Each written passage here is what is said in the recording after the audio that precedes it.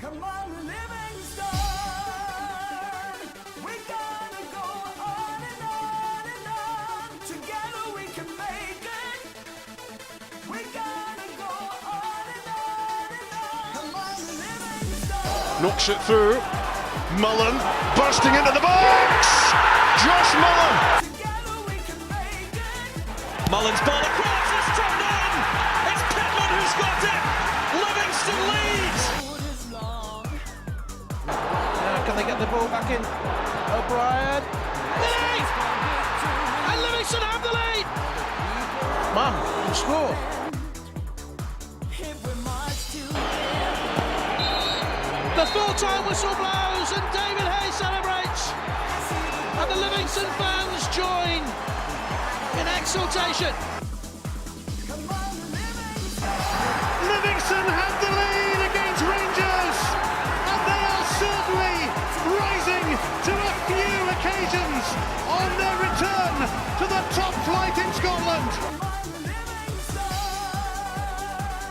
We gotta go. Hello, you're listening to Talk Livi, the podcast dedicated to West Lothian's finest football team, Livingston Football Club, and proudly sponsored by Starnut Apparel. My name is Angus, and today I'm joined by Euan. Euan, how you doing, man? I think it's your birthday today, isn't it? There's no better way to celebrate it, right? It is indeed my birthday. I am 21 with 11 years experience. Angus, before you say it, I don't look a day over 31. So, no, it is my birthday. It's not been a very birthday. I'm actually in the office today working, and I'm coaching straight after recording this, so no rest for the wicked. But yeah, I mean, what else would you want to do on your birthday and talk about a drab performance and a one-each draw in Dingwall? Who wouldn't want to talk about that? But what about yourself, mate? How you doing? Yeah, not too bad. Equally as excited as you to be sharing your birthday. I can't think of a better way to spend your birthday either, to be honest. But happy birthday indeed, and we'll get straight into talking about plenty of, well, some action in some games, more action probably in others. But as always, you can search for Talk Livi on your preferred podcast streaming sites where you can follow or subscribe to ensure you don't miss an episode. You can also catch up on all our episodes that we've done to date on there as well. We'll kick things off by looking back at our trip to Dingwall as the Lions managed to escape the Highlands with a point. Our women's side were in action against Gartcairn. We'll discuss how they picked up their first home win of the season. And finally, we'll look ahead to our game against the champions as Livi take on Celtic in front of the Sky cameras.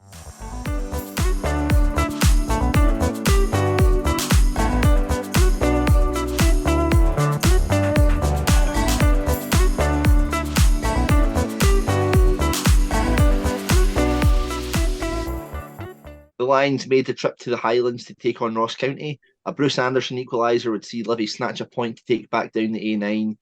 Euan, not too much for us to talk about here, is there? Yeah, it's the biggest positive I could probably say from the game, and I think the manager kind of touched on it as well afterwards, is especially February onwards last year, that's a game we lose. We don't pick up anything from that game. We don't get back into that game at all. And I think that's the biggest positive to take from it, is that we kept ourselves in the game.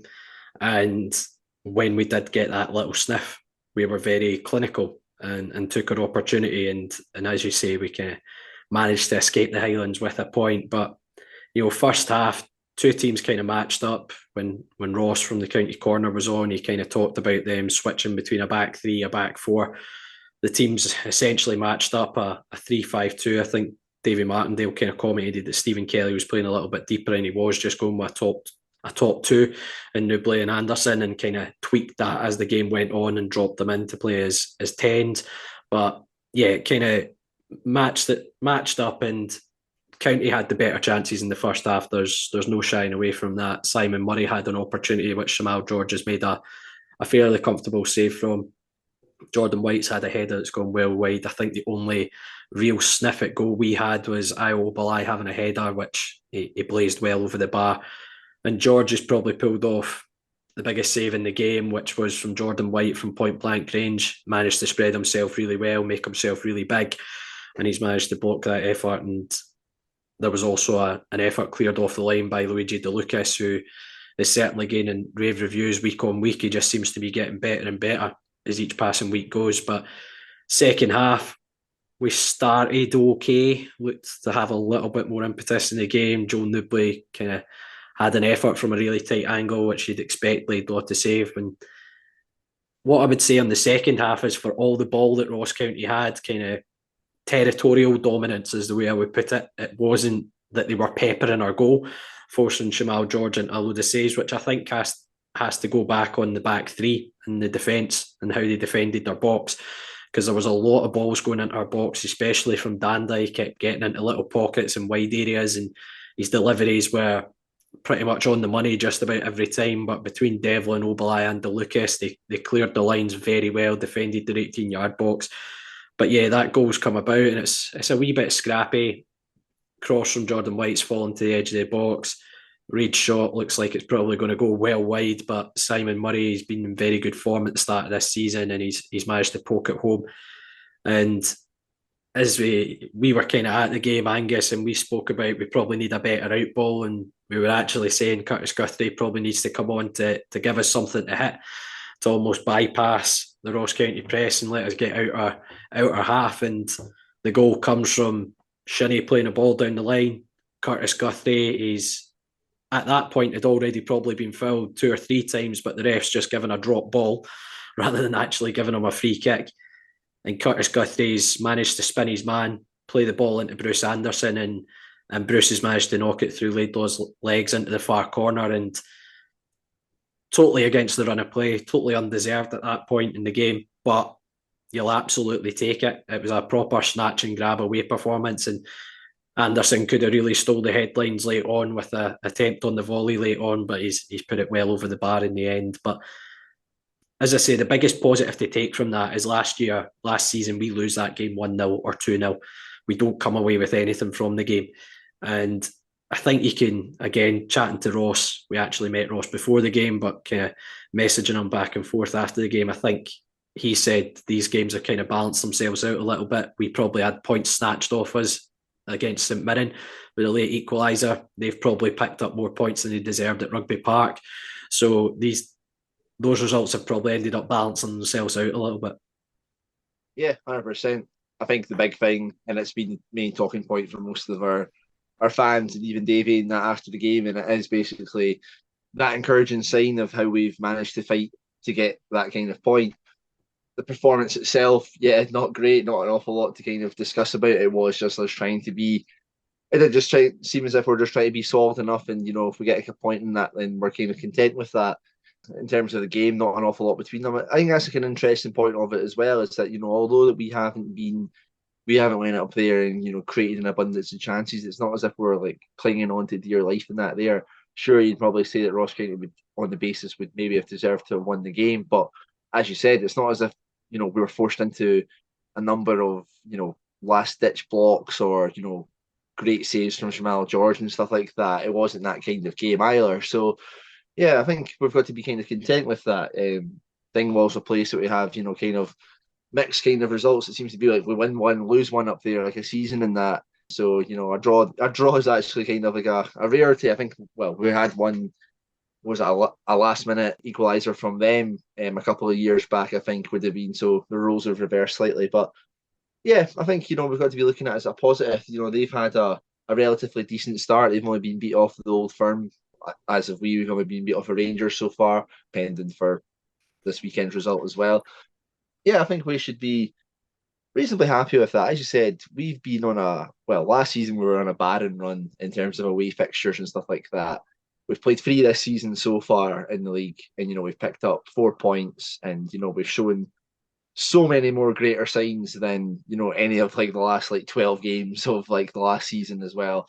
So I think that's just going to be very pleasing for us. And yeah, again, another goal for Bruce Anderson, who I think everybody keeps on saying it. If you give him the service and that, he'll score goals. Even if you don't give him the service, he might pop up with one in that as well. He's got a really half chance here. I do think that Laidlaw's got to do a lot better, but it's great from Bruce to open up that shot and get a goal. And yeah, I am very, very delighted that long trip up to the Highlands didn't end up with us just 1-0 loss and very grumpy way back down the road. Oh, you would have had a really, really grumpy trip back down the road, because for those who don't know, Angus, what was it? 5 o'clock in the morning you got back from Turkey, and then you were on the train coming through to Falkirk to meet me to get a lift up to the Highlands at 7 o'clock. Was it?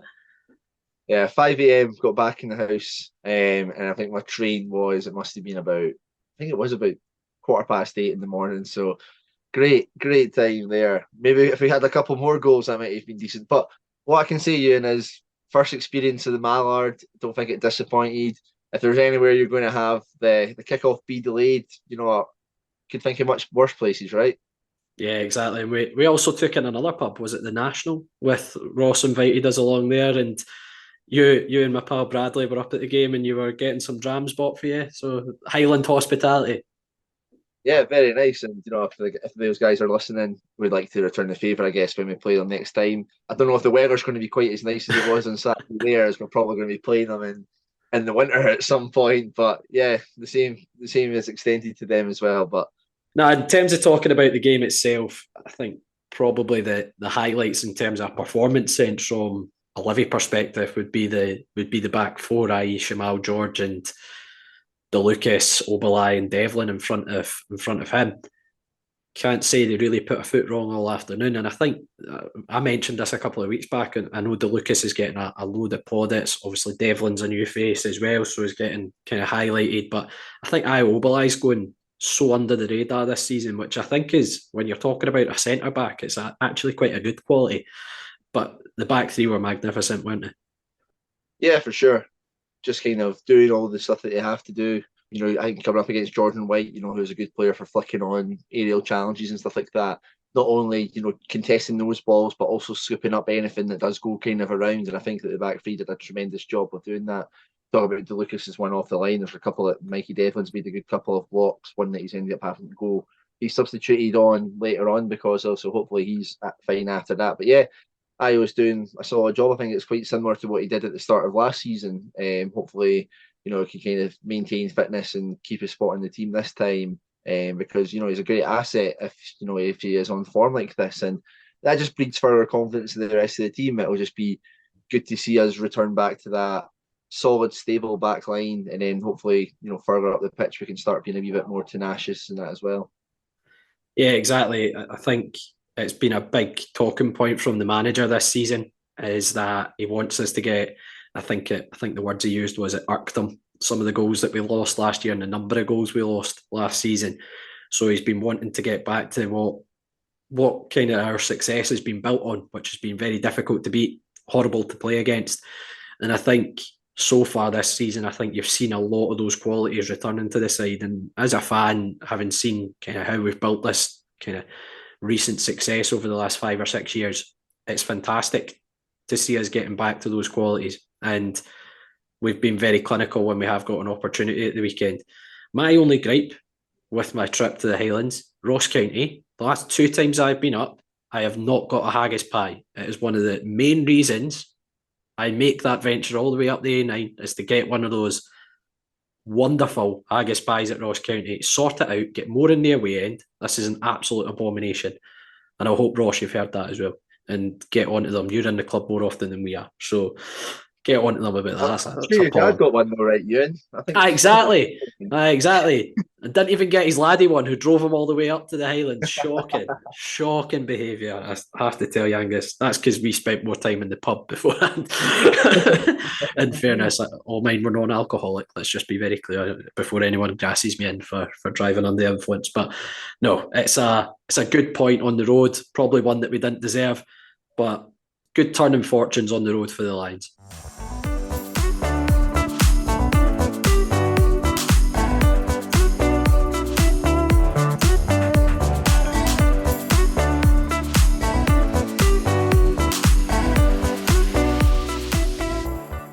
We're delighted to have Strana Apparel as sponsors of Talk Livi. UK based with a Swedish soul, we are Strana. Strana is an independent fashion brand from Scotland who create high quality and stylish attire for on and off the terraces. Inspired by terrace culture, lifestyle and music, all their clothing is designed using quality materials and workmanship to combine the very best style and fit. And all of this means you get a premium quality fashion at affordable prices while enjoying a simple and secure service. As a bonus for Talk Livi listeners, you can get 10% off your order using the code TalkLivi at the checkout. We'll also have some exclusive giveaways during the season, so keep your eyes peeled on our socials for those too. And thanks to Strana for sponsoring Talk Livi.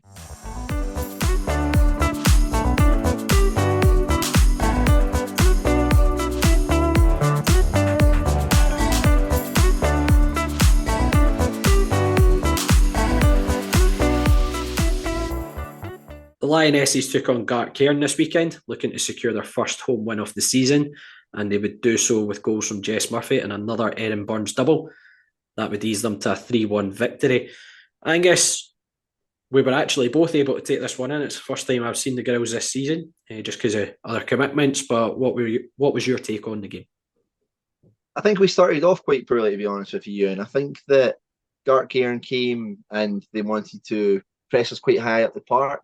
And I think rather than making advantage of, that kind of the back five with a kind of sitting player in front in that as well, where there was probably space that we could have passed the ball out a bit better, or we could have been a wee bit more patient. We were kind of forcing it to go long. And I think that was giving Gartcairn a wee bit more enthusiasm going into kind of the earlier moments of the game. However, we do kind of what we usually do in some moments of need where we're needing that kind of inspiration and we get a goal from a set piece. Ball bounces out to Natasha Frew and it gets fired into a pile of bodies. And apparently it's Jess Murphy who gets a wee flick onto it, who was absolutely delighted to scold me by giving it to Natasha Frew. But, it's an instinctive finish, I guess we'll say, even though I haven't seen it back, Euan. But having seen the reactions on the pitch, Jess looked visibly infuriated when it was announced that it was Tasha Frew's goal, which made me think it was definitely Jessie's. And going by the players' celebrations on the park, I definitely think it was Jessie's as well. So yes, we are fully crediting you with the goal, Jess. Don't worry. And I think that goal definitely gave us a wee bit more composure in the game. I think we then started to knock the ball down a bit better, starting to use better use of the space, and I think that's how the second goal then comes about, that we start passing the ball about nicely, and it's a great overlap and run from Erin Burns, who, this seems to be our trademark goal for this season. Ball over, making that late run, and it's an absolute tremendous slow-driven finishing at the bottom corner. Very, very well taken goal, great composure, and it's a really great finish from her. And yeah, I think from there on, you're kind of expecting the game to just kind of where to be in control, and that's essentially kind of what happened. I think a wee bit of the stuffing was knocked out of Gartcairn, and there wasn't too many kind of chances that they were created up until after half time, where I don't know if we'd been caught napping a little bit. I think, we're on trying to play the ball out from the back. I think Bryony's trying. I think there's an option in the middle, but I think just the execution just goes wildly wrong and it just goes straight to the Gartcairn forward. I think it's Megan Wands, which is a absolute great name for a footballer to have. You can think of the stuff you'd be writing in a match report for that. She manages to curl it in to make it 2-1. The next goal, Euan, I have no idea really kind of what happened. I think I was too busy tweeting out what had happened previously. I looked up and I seen that Erin Burns was in the box again, takes a touch and then scores. So as much as I would love to, heap praise on if it was a wonderful ball, I believe it was Raywin who played a long ball from kickoff and has managed to evade the Gartcairn defence. There's not really much that I can say then. Great again from Erin to be getting bombing forward and to fire another goal in for her fourth of the season. She's only scored 6 goals for us, Euan, and 4 of them have came in, about the last 3 weeks or so, which is, some going, and hopefully it's something that continues to go on from there. But from there on, I think any chance of a Gartcairn comeback were effectively dissolved. I think if anything, we were going to score a couple more, and I think we'll probably be a wee bit disappointed that we didn't add a few more to the tally. I think Lauren Evans, who came off the bench and added something a wee bit different up front as well, will be disappointed. A few chances. There was one that she was running through on goal, and it's like a heavy touch that managed to take into the goalkeeper before she can take a shot. But yeah, comfortable win, 3-1. Football back in the rain. For an afternoon's work, I think that we should be relatively pleased with how it was. A bit of a shaky start, but showing enough good character and starting to do the right things as the game went on. Yeah, as I say, it's the first time I've got to see the girls since Mike's taken charge, and I was really, really impressed with them over the piece. I think there was a lot of, you could quite evidently see there's been a lot of work done over the summer and the initial games in SWPL2. And I think it was really evident to see some of that work on the pitch. As I say, you've probably had the benefit of watching them week on week, where it's maybe little gradual changes, whilst I'm coming in off the back of seeing their last game last season into this. And yeah, I was really, really impressed. I agree with you. It was a little bit bitty to start off with, but I think you could see the girls were gradually getting into a stride, and I just feel a bit more patience about how they're playing. They were trying to do the right things. They were trying to recycle with ball rather than just kind of out of frustration going long and just hoping, the likes of Ashley Elizabeth or Anna Dickoff managed to hold something up and bring somebody into play. They were a bit more patient trying to play through the thirds, and a couple of long range efforts, nothing of real note up until the goal. It's initially a really good delivery from the corner from Beth Mackay, broke out to the edge of the box, and as you say, it's kind of almost similar to the goal Ross County scored. It's a kind of shot into a packed penalty area, and Jess Murphy's managed to poke it home and kind of wrong foot the goalkeeper. And that's, as you say, it really seemed to settle the girls down, and they started to really get into their flow, I thought, after that. And I thought the second goal was fantastic. Great football all round. Great little touch round the corner by Anna Dickoff. Great through ball by Courtney McAvoy, and superb finish by Erin Burns into the bottom corner. I was right behind that one as soon as she hit it. It was one of those ones that was destined for the corner, and going in 2-0 up at half time, I think kind of warranted that. And yeah, Gartcairn got that goal back. It was just kind of a slack back pass, and Molly Reeves kind of caught in an area where she's expecting the pass, and not an awful lot she can do about the goal. But you have to credit the girls in terms of how they responded to that. They go straight up the park and get that goal. The exact same as you, Angus. I was down making little notes on my phone for trying to be professional when I come on this podcast and have notes of kind of what's happened in the game, and absolutely missed all the build-up play to the goal. But same as you, saw Erin in the box, and it's a cracking finish once again from Erin. But again, very similar to what you said. I think the only probably disappointment is that the girls didn't make that gap even bigger than just the 2 goals. Anna Dickoff had a strike. Ashley Elizabeth had an effort. As you say, Lauren Evans had an effort as well. There was that one where she had a kind of poor touch going through 1v1 on goal. I actually need to credit the Gartcairn keeper. I think she made 3 or 4 really good stops in the second half, in fairness to her. But yeah, there was a lot to like about that performance. I talked about, just before we kind of started recording this segment, about the girls' shape, and it was something we kind of spoke about a lot in the previous couple of seasons when we've covered the women's team. And their shape with and without the ball, I thought was excellent. You could quite clearly see the way they were wanting to play. It was that kind of 3-1-4-2. Raywin kind of playing in front of that back 3, but when they lost the ball, Raywin was dropping in as an extra centre half. Erin Burns was filling in on the right hand side to make it a back 5 across. And I just thought their overall shape and their discipline and their shape with and without the ball was really good. And it's something that you can clearly see being coached by Mike and Jordan on the training pitch. So massive credit, because I was really, really impressed with the girls at the weekend.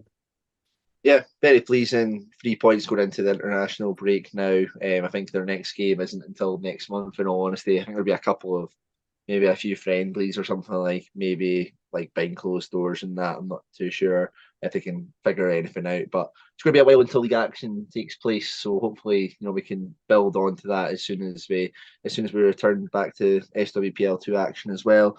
Just one further note as well, I think a Gartcairn player, I think her name's Arbuckle, who got like a banged nose basically. I hope that there's no further injury there as well, and there's a speedy recovery. Beth Mackay throwing elbows about like no business.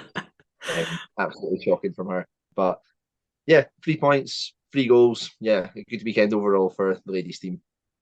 Who would you say kind of were the standouts in the game? I know Anna Dickoff got player of the match, and I think that was very well deserved. That's the first time I've seen Anna in action, and I thought she was fantastic during the game. Also thought Courtney McAvoy, again, first time I've seen her, but proper all-rounder in the middle of the park. I don't think there was a blade of plastic she didn't cover at the weekend.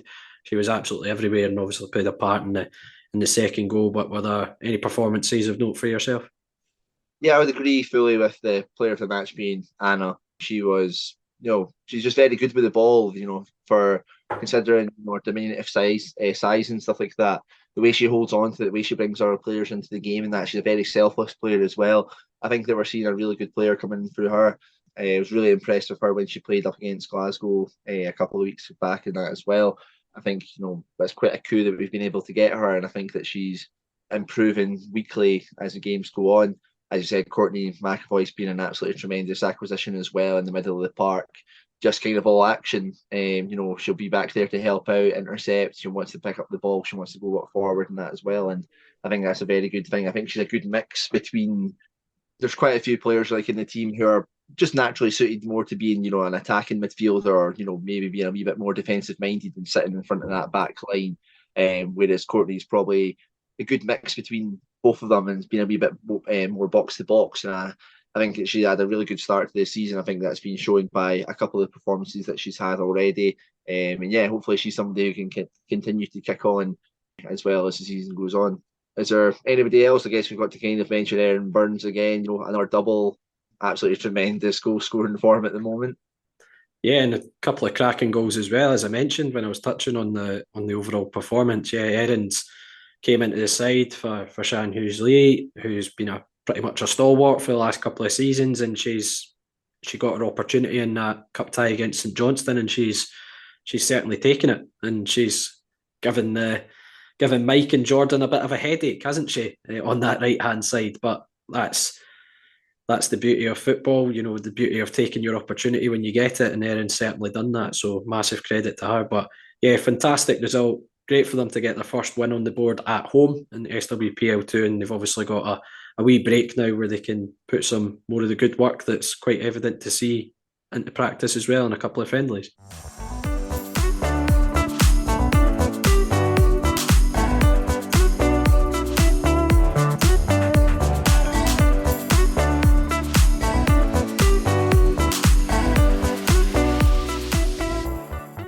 Next up, Celtic come calling to the Tony Macaroni Arena as the Lions look to cause an upset in front of the Sky cameras. Euan, how are you feeling ahead of this one? I think when the fixtures were initially announced, I probably feared this game for my life. You look at Celtic's team over the last couple of years under Ange Postecoglou, and they've been relentless. The quotation, "We don't stop," from Ange Postecoglou, but I feel there is a kind of shift since Brendan Rodgers has come in, and I think chatting to Scott on the Homeboys podcast, which you can go and tune into to kind of hear my thoughts on our season so far and how I'm kind of looking ahead to the game. But listening to Scott talk about they play at a slower tempo under Brendan Rodgers. It's a lot more build from the back, build through the thirds, whilst Postecoglou, they could be a little bit more direct. It was a lot higher tempo, transitioning the ball a lot quicker. So I think we're coming up against a different Celtic side to what we've faced over the last couple of seasons.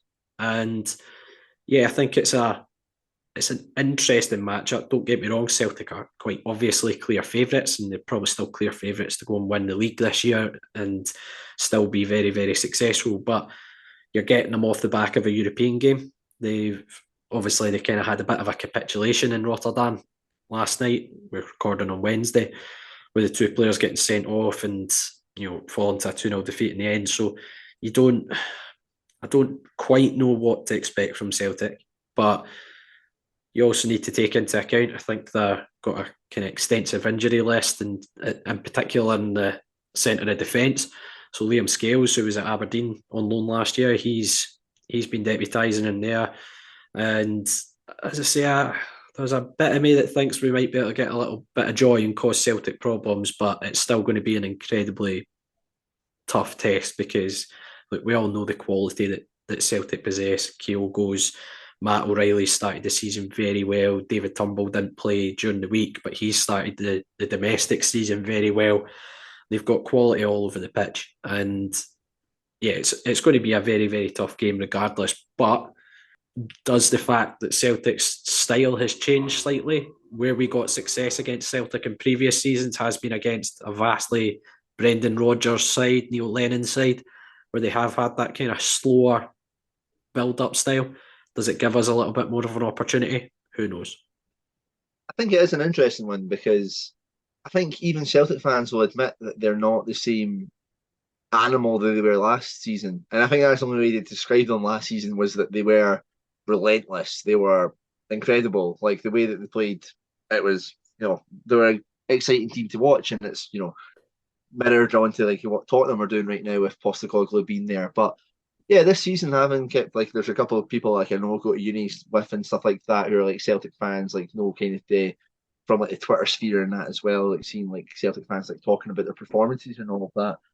And there are quite a few people who are not like calling for Rodgers to go or anything like that, but are seeing it being a little flat they're feeling it's a lot different as to what last season. And as you're saying, Euan, it's that kind of style of football that, against us on a day at our stadium, which, they love to bring up the pitch and all of that, it could easily go wrong for them, in all honesty. As you say, you throw in a couple more injuries as well. They should have plenty of recruits in their ranks, to be able to deal with it. But we've seen the last time that we beat them at home, it was Stephen Welsh who came into the team and stuff like that. And it can only take a couple of those kind of players to come in that could give us a wee bit more of an edge against them. But as you say, we're still playing the best team in the country. We're still playing the biggest team in the country, like with money wise and stuff like that, in terms of paying for players and that.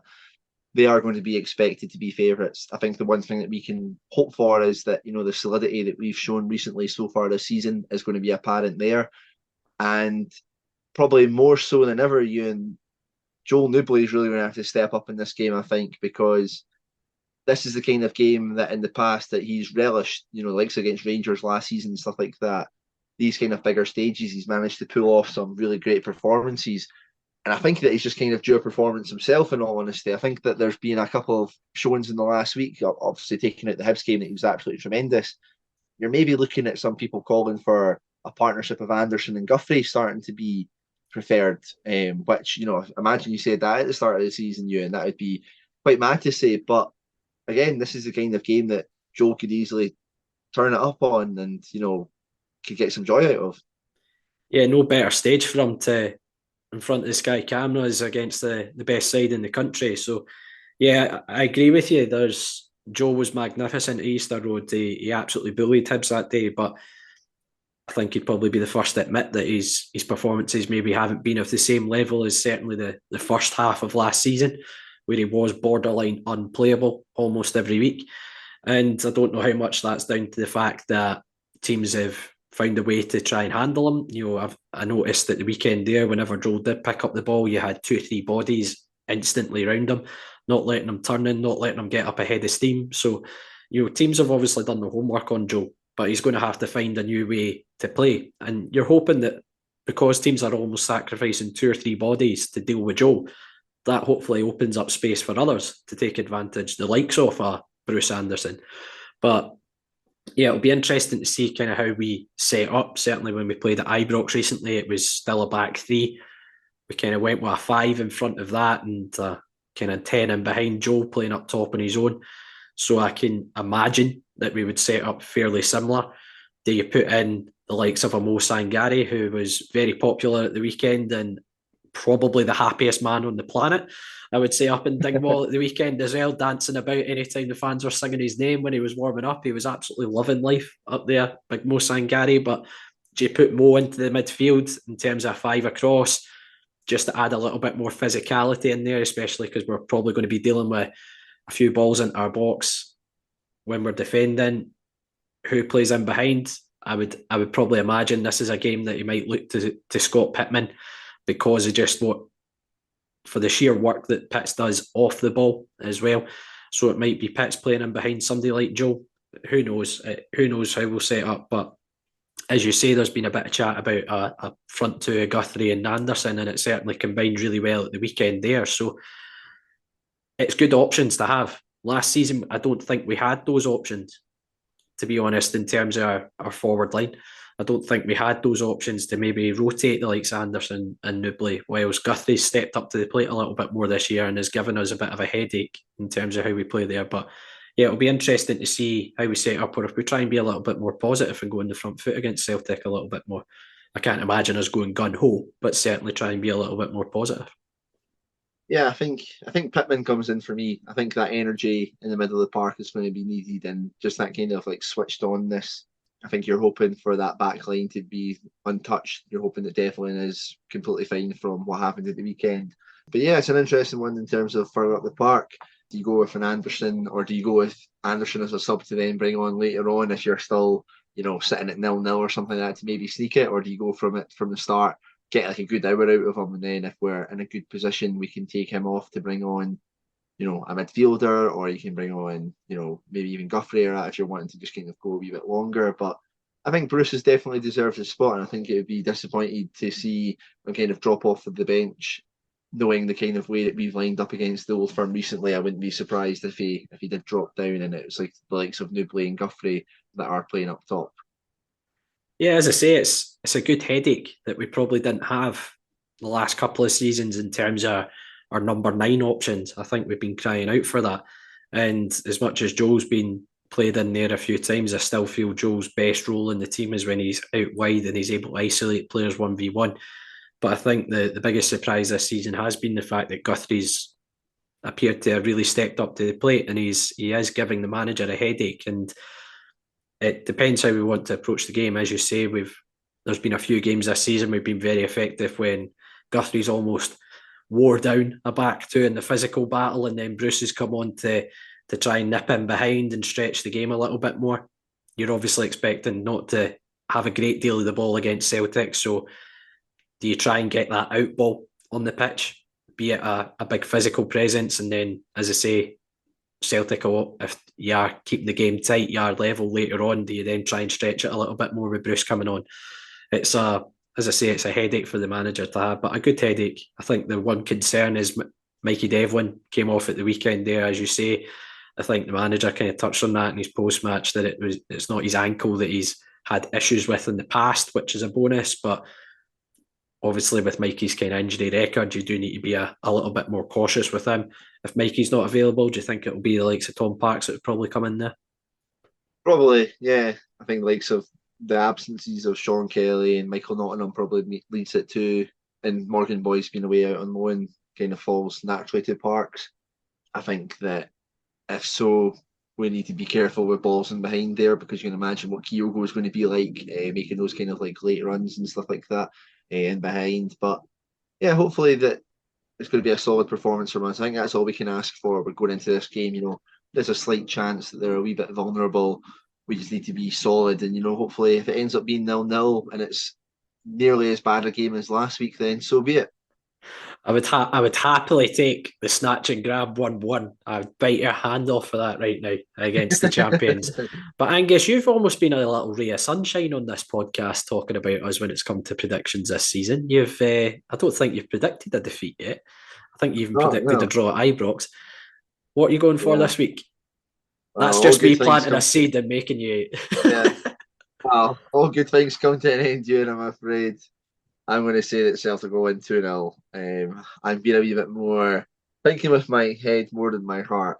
There is an element of me that does think that, we could get like a little something here, but yeah, I'm looking at them having a wee bounce back from this, and it's a typical Celtic kind of thing. Oh, everything's like terrible, blah blah blah, X, Y, and Z. And then they beat somebody in the league who they're paying like 200 times more, and then suddenly they're the greatest team. So 2-0 Celtic.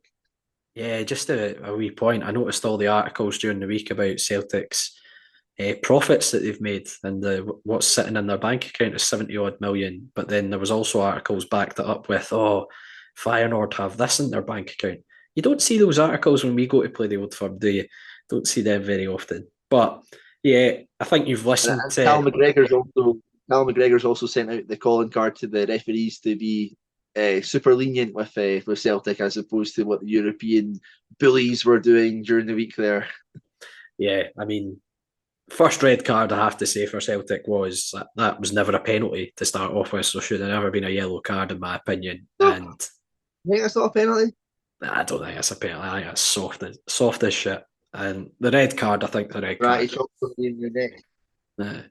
But yeah, I think you've been listening to my a little bit on the Homeboys podcast, because I also predicted 2-0 to Celtic. But I do think they're going to have to work very hard for it. And I think we are going to make it a fairly difficult afternoon for them, which, as you say, all we want is a decent performance to really show from the game. If it means we can snatch a result out of it, then all the better for it. But yeah, let's make all the noise on Saturday and get right behind the team, because they'll need all the support they can get against what is the best team in the country.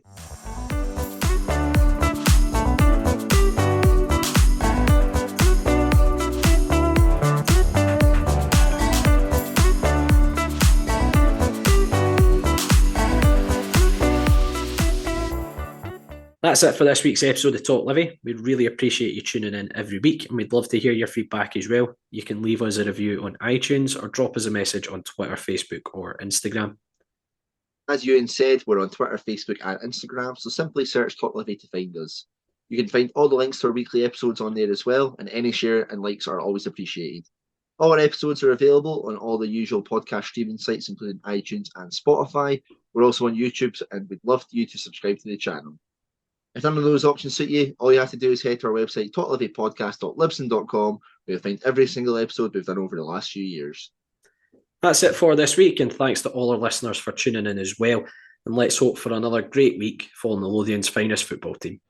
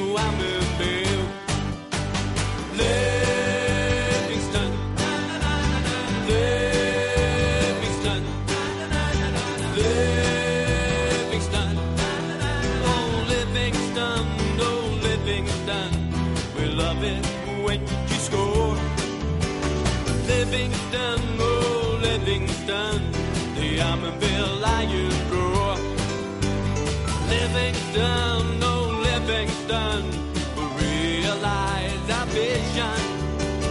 Livingston, oh Livingston, to the Premier.